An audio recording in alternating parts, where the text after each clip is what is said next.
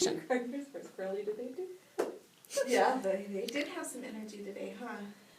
They did. Yeah, I realized why I've never taught first kindergarten. yeah, Yeah. yeah. How did you feel about the lesson? I didn't feel very well about the lesson.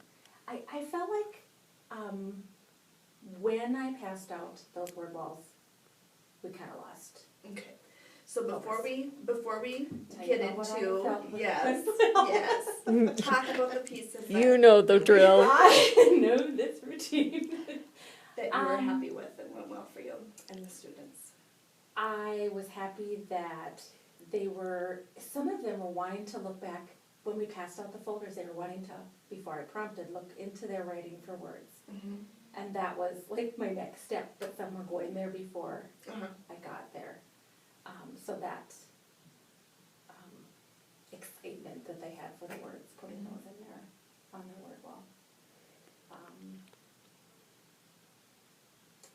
Overall, did they get the gist of the lesson, which was that they have words that they can write easily?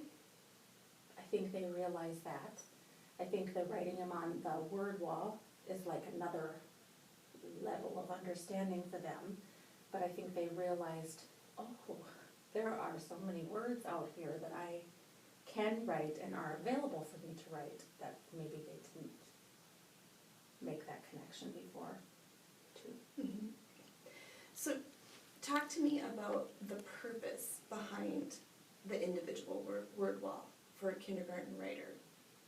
The purpose is for them to have that tool readily available no matter where they're writing.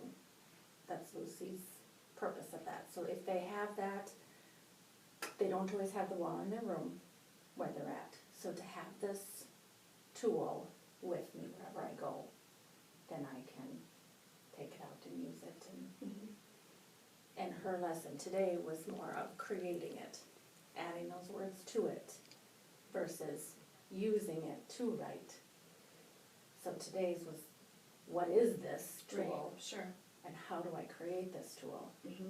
But then didn't have them yet dig into that writing. She did in the very, like her wrap-up lesson was that, putting a frequency word on there, but I knew we couldn't go there yet today. Mm-hmm. Mm-hmm. So today's goal was really, if I'm understanding you correctly, was really to just get familiar with what this tool is. And is that the reason that those snap words, those words that they know easily, are included, rather than words that they maybe don't know as easily but use often? She recommends to put 20 of their frequency words on there. So she said if they have been introduced to frequency words, to start that with 20 of their high frequency words that they should know and be able to write. So that's where the first 20 words came from. Mm-hmm. And then to guide them to words that they already know, to add to that list, because that's what makes it personal. Sure. That we have some words that everybody's going to have the same, which are our frequency words on this word chart, but I can make it more mine when I link it to my writing of words that I use in my writing. Mm-hmm. So did I answer that question? Yeah, I think for me, it's a kind of just a shift in thinking. In the past, I've always thought of a tool like a word chart or a personal dictionary or whatever it may be has been called over the years, would be words that they use often but perhaps don't know how to spell, where today's lesson was very much focused on words that they really do know how to spell. Mm-hmm. So is the idea then to transition to add some of those words, do you think? I don't know. And when I read through her lesson a couple times, that confused me, because that's how we use them in second grade. Words that, like the word decide, I can always confuse it, so it's on my word chart. Right. But on this one, it was words that I already know, and is it her link to reading? Maybe that's her link to, these Sure. are words I know how to read, therefore they're words I should be able to write, or that I do write. And I wonder too, or maybe it's even developing the habit of adding words, or words that we're very comfortable with, just like when you think about gradual release, you know, that part is a very safe and comfortable place to be. Maybe that's the case, so that as they progress and then they recognize, can never remember how to spell decide or whatever that word might be, that it becomes part of their routine. When I know Laura had mentioned the word went, that's one that they've been struggling with, and I went back and forth with, do we put that on this chart or not? Because her purpose is that these are words that I know and can write easily already. So if they can't write went easily yet, does it go on the chart? According to her lesson in this, no, it wouldn't be. It'll be interesting as the lessons progress, and maybe something for you to keep in mind, just to see when does that chart Shift. come back around, or, for an additional discussion or next steps if there are, or maybe it's another grade level. That I left out, because it could have went on forever, but that she talks about kind of towards the wrapping it up, is that you don't use this chart for ideas to write. And yet, I kind of struggled with that, because I think that they could get ideas from these words too to write, that these words are not ideas for writing. Well, if I have my brother Brady's name on there, that might spark an idea for me to write. Or if I have the word dog on there, that might spark an idea for me to write. So I left that out, because to me, I think that they could gather ideas to write from this chart. The word to, probably not. But that could be a whole nother lesson in and of itself. Right. So I completely left that out, because I was not gonna, I thought just learning the chart and knowing what letter to look under, and do we know that initial sound always? Some didn't. Right. Some that was a struggle. The word me, where do I look for that? And knowing that there's two sides to it. Right. Yeah, flipping it over can be tricky for some, right? If it's not right. And her chart that she has on the CD is one-sided. I found one that was two-sided, because the boxes were too small for them to write in.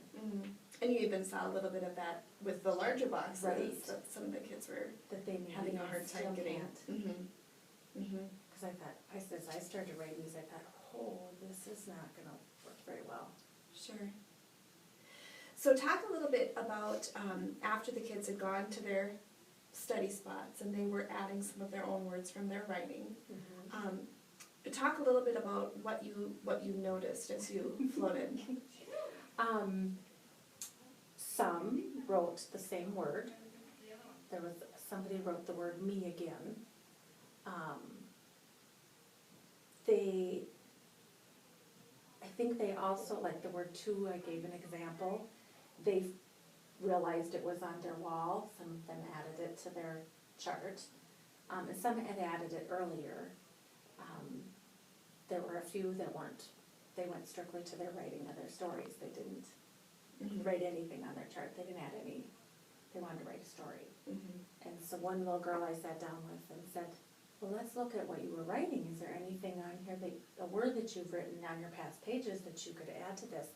And she found, she had a couple words she could add to her list. Mom was one of them. And then Levi was not doing anything at first, but he then decided, maybe I do have, because as he and I talked about you might not have any words on your pages, because he said he didn't have any words on his pages in this folder. And I said, okay, well, let's think about what you were thinking of your story and your pictures. What words were you thinking about through your pictures? And he said, well, I write about my mom and my dad. And I said, so a lot of your pictures are about mom and dad. And he goes, I could put mom on there, and I could put dad on there. And then added those to his list. So there were some that were doing that, making that connection and looking back in their stories. I'm not sure who it was on the carpet. I don't.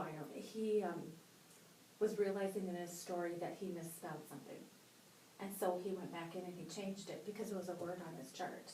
Oh, And I thought, oh, wow. amen. Some editing already.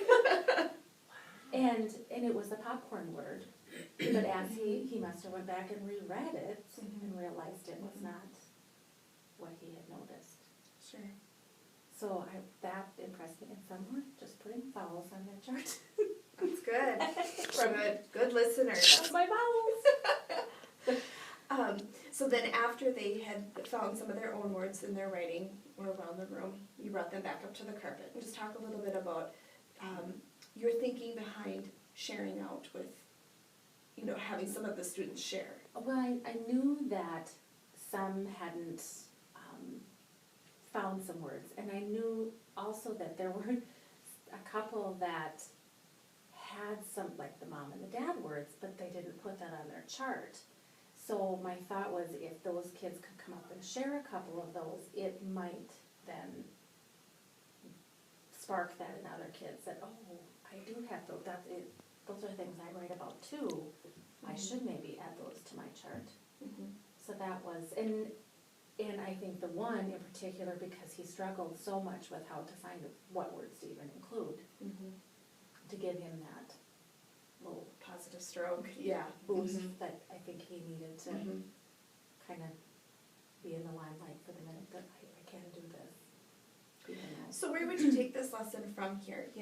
Granted, it might not be the next day, it might be something down the road. What do you think the next steps would be for kindergartners? I wondered if, when a frequency word is introduced, and maybe towards the end of the week, or after a certain period of time talking about that word, then maybe say, oh, is that a word that you're using in your writing, and maybe adding it to our list. Another thing I thought about too was in small group. If you're working in small group, would this have been more directive teaching had it been in your small group? Could those kids that aren't ready for words yet, they're still learning letters and sounds, that maybe aren't ready to even, they're still on vowels, maybe aren't ready for this at all yet. But then those that are writing 25 words in their story, they maybe need to have this more. Sure. I like the idea of the two going into that small group, so everybody's getting the level of support that they're needing. And and there are some that maybe it is just a frequency word every couple weeks, but I think there's some that could have this chart pretty filled. Early in our conversation, you were going to mention something about when you passed out the charts. Was there something you wanted to say about? I think, and maybe it was the AverVision not working right away, I think I would have waited to pass those out a little bit longer, and had Cade and Samantha, before I passed them out, have Cade and Samantha show where they would put their words on their chart before passing them out to everybody. I think that's kind of where I started to lose them a little bit, was when the chart got passed out. Sure. It kind of got a little talkative. But you handled that very well. I mean, I understand what you're saying, but you handled it and kept them engaged. Well, and it was, and they were talking about the chart. It wasn't that they weren't talking about the appropriate thing. They were, oh, the word go is on here. They were. And how about Kate and Samantha? Were they planted? Did they know they were going to be sharing words? Yes, but Samantha didn't share the words she was going to share with me. So. Oh. But it was okay. It worked. Okay. Yes, Cade had been working on his word, and has been very excited about his word. So yes, that one was somewhat kind of set up in advance. How about the third student? Was that one planted as No. well? I wondered, given the word, but and he was so excited about his word, and I just thought he needed to come up and have that. I knew there were many others we could have gone on forever, but my personal rule is three and done. Yeah. Move on. Was there anything that you wanted to be sure to visit about during this time? No. Okay. No, I think, like you said, the question of when does this move to, and which students, maybe there are some in small group that are ready to add words on here that they don't know how to spell, that they use a lot. Mm-hmm. And when would that be? I guess that's a question that I still have and not quite sure. Mm-hmm. Right. And if it was my class, I kind of would play around with that a little bit. Mm-hmm. I'd maybe take my upper small group and maybe try that out and see how it went. So it even With sounds to me maybe a like couple you're, students. yeah, planning ahead even for the rest of this year, but maybe even if you were to revisit it next year, perhaps it's a lesson that is used as you see children aren't ready, rather than a whole group lesson. Maybe it just gets Mhm. kind of infused and used Mhm. as you're seeing that they're ready. And yet, I mean, I would want everybody, I think, to have one. Mhm. And so maybe too, thinking back to some of those sight word or, that's not what you call them. Popcorn words. Oh, Or high snap. frequency words. High frequency words.